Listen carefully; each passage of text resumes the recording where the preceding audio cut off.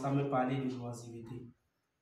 Et quand il me parlait de l'oisiveté, je pouvais voir plusieurs enfants de Dieu qui sont tellement oisifs, passent le temps à ne rien faire, seulement critiquer, seulement parler, seulement voir le côté négatif, comme le message venait de dire. C'est-à-dire, à chaque moment, on ne voit que c'est le côté mauvais de la sœur, du frère, qu'on ne peut pas venir vers l'homme de Dieu et dire que vraiment, voilà, rendons grâce à Dieu parce que tel frère a fait des progrès, parce que telle sœur a fait des progrès.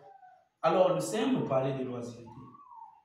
J'ai posé une question à Dieu, je disais que, Seigneur, est-ce que même dans la saine doctrine, il y a ça?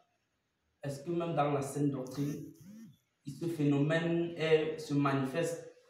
Et je pouvais comprendre ceci parce que j'étais calme et je parlais en esprit avec le Seigneur.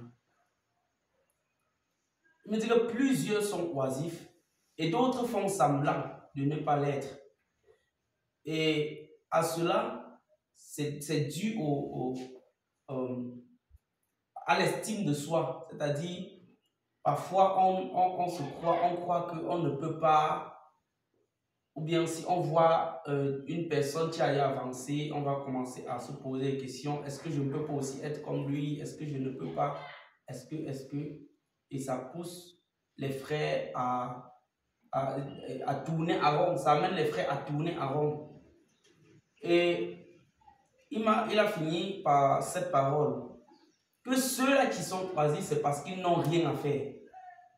Quand je vois déjà un frère ou une sœur, tout le temps, ce n'est que parler en mal des autres églises, parler en mal des frères, parler en mal de ceci.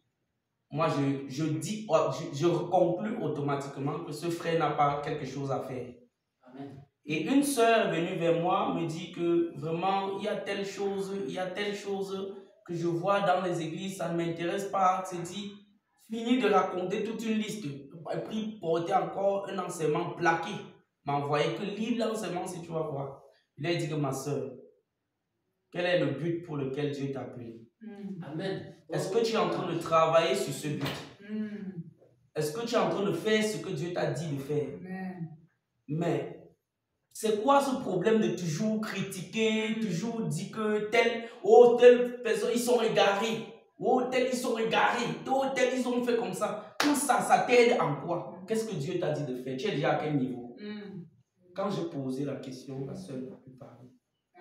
Et c'est après notre partage que le Seigneur commence à m'enseigner sur ce message.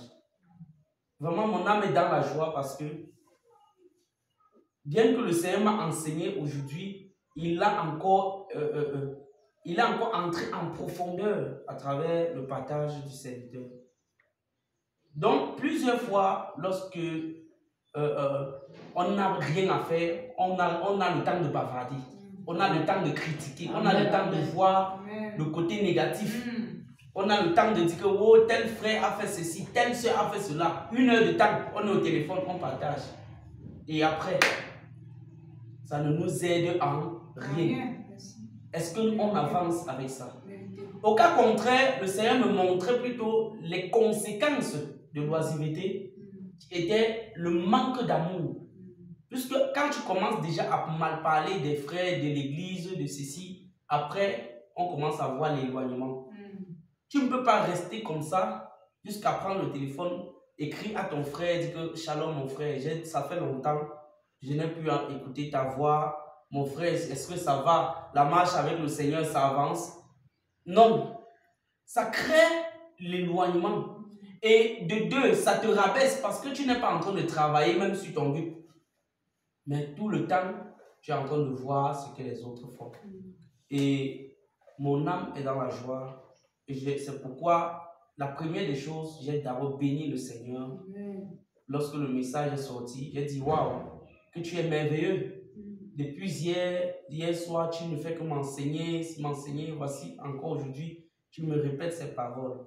Donc que le Seigneur nous aide, que le Seigneur aide son peuple. J'ai crié hier à Dieu, j'ai pleuré, j'ai dit Seigneur, aide ton peuple à sortir de l'oisiveté, du manque d'amour. On parle de l'amour, mais on est très loin de l'amour. On ne connaît même pas l'amour. On parle des frères, de la communion fraternelle, mais on ne connaît pas ce que c'est que la communion fraternelle.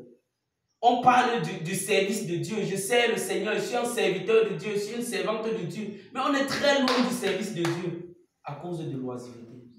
Que le Seigneur nous aide. Voilà le partage que le Seigneur m'a mis à cœur de partager avec le peuple de Dieu. Soyons bénis.